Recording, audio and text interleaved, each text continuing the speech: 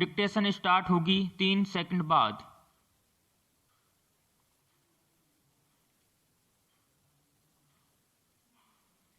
Start.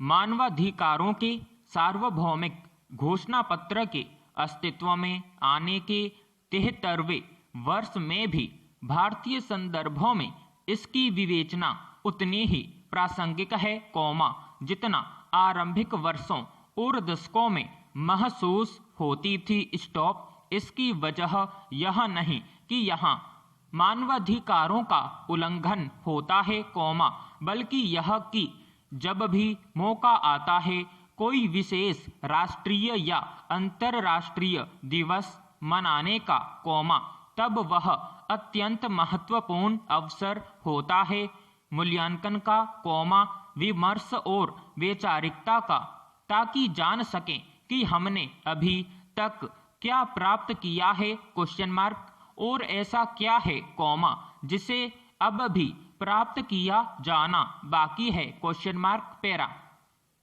आज से कई वर्ष पहले भारत के पूर्व मुख्य न्यायाधीश और राष्ट्रीय मानवाधिकार आयोग के तत्कालीन अध्यक्ष के.जी. बालकृष्णन ने मानवाधिकार दिवस के मौके पर कहा था कि लगातार राज्य सरकार और उसके प्रवर्तन तंत्र द्वारा निरंतर ऐसे प्रगतिशील प्रयास किए जा रहे हैं, जो मानवाधिकारों का संरक्षण कर रहे हैं और विभिन्न कार्य विधियों का निरीक्षण हो रहा है। स्टॉप। ऐसी सामाजिक कुरीतियां और प्रथाएं चलन से बाहर हो रही हैं, जिन्हें मानवीय गरिमा का विरोधी पाया जाता रहा है। स्टॉप। फिर भी बहुत कुछ ऐसा है जिसे किया और पाया जाना अभी बाकी है, पैरा।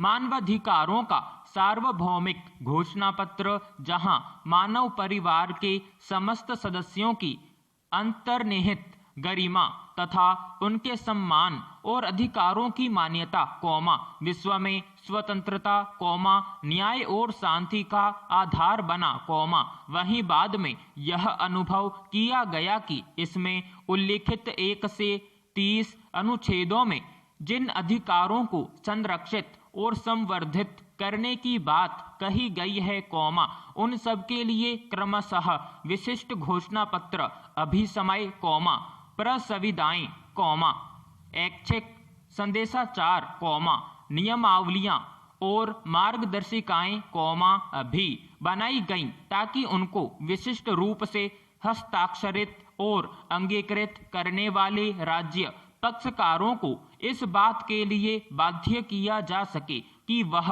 अपने राज्य में इस बाबत विधियां बनाएं और सभी मनुष्यों के मानवाधिकारों को संरक्षित करने के लिए यथोचित प्रयास करें। Stop, para.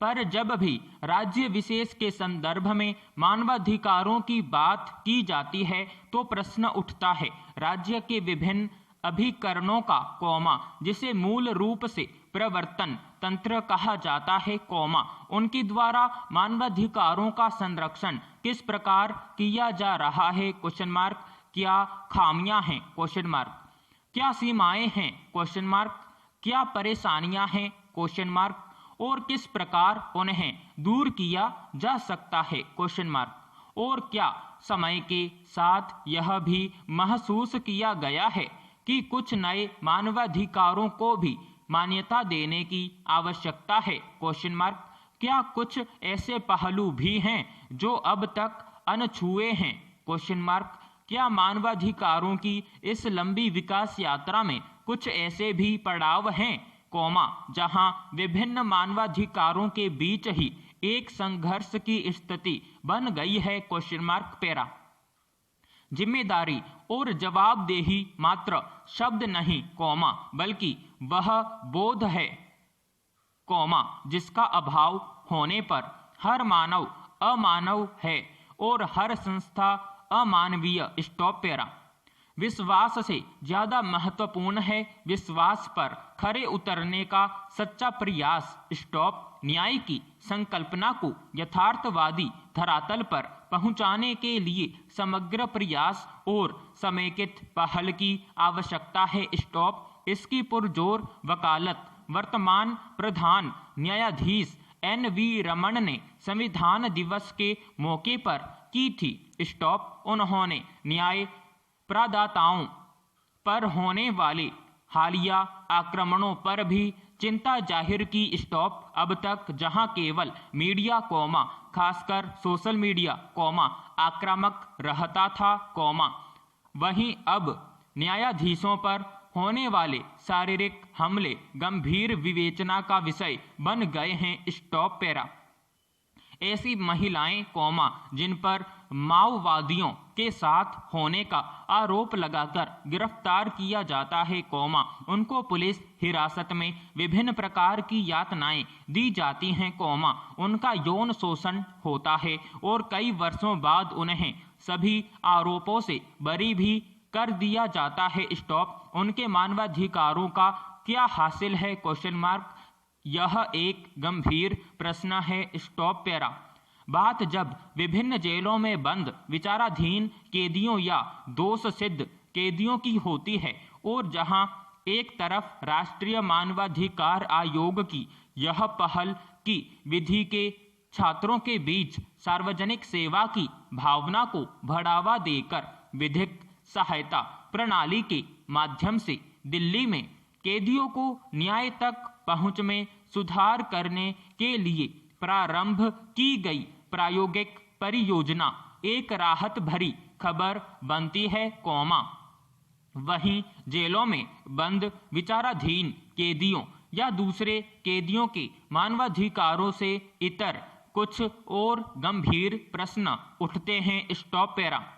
मसलन उन पर निर्भर रहने वाले बच्चों के मानवाधिकार का प्रश्न जो बिना किसी गलती के अपने आरोपित माता पिता के कैद में जाने मात्र से महरूम हो गए हैं अपने मौलिक और स्वाभाविक मानवाधिकारों से। स्टॉप। कैसे हो उनका संरक्षण? कौन सी नीति बने उनके लिए? यह प्रश्न गंभीर है और विचारणीय भी। Stop para.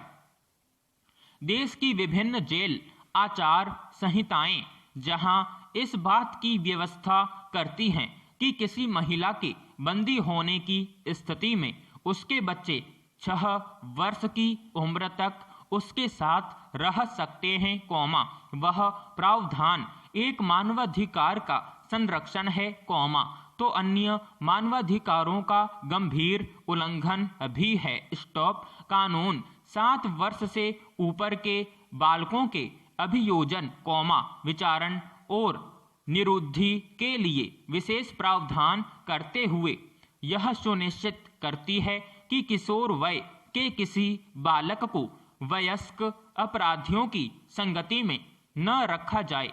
वहीं इस बात के पुख्ता प्रमाण होने के बाद भी कि बच्चों की सीखने की क्षमता का सर्वाधिक विकास उनके गर्भ में आने की अवधि से 1000 दिनों तक होता है 6 वर्ष तक महिला जेल में अपनी मां और अन्य महिला कैदियों की संगति में रखना कितना प्रासंगिक है?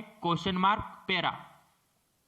यहाँ इस बात का भी उल्लेख करना आवश्यक है कि राष्ट्रीय मानवाधिकार आयोग के 28वें स्थापना दिवस समारोह में प्रधानमंत्री ने चेतावनी दी थी कि मानवाधिकारों की चयनात्मक विवेचना न की जाए और यह कहना कि मानवाधिकारों का सबसे बड़ा उल्लंघन तब होता है जब उन्हें राजनीति और राजनीतिक लाभ हानि के चश्मे से देखा जाता है। स्टॉप। महत्वपूर्ण है। Stop para. इसी मौके पर मानव अधिकार आयोग के हवाले से यह जानकारी दी जाती है कि 1993 में स्थापित आयोग अपनी स्थापना के 28 वर्ष पूरे होने तक 20 लाख से अधिक मामलों का निपटारा कर चुका है और 205 करोड़ से अधिक का भुगतान मौद्रिक राहत के रूप में किया जा चुका है स्टॉप, पर अपने योगदान पर गर्व करते आयोग का खुद को एक दंत विहीन शेर की संज्ञा देना भी गंभीर प्रश्न खड़ा करता है। Stop para. मानवाधिकार आयोग के वर्तमान अध्यक्ष द्वारा मानवाधिकार के जो मुद्दे उठाए गए उनमें से कुछ का जिक्र प्रासंगिक है। स्टॉप समाप्त।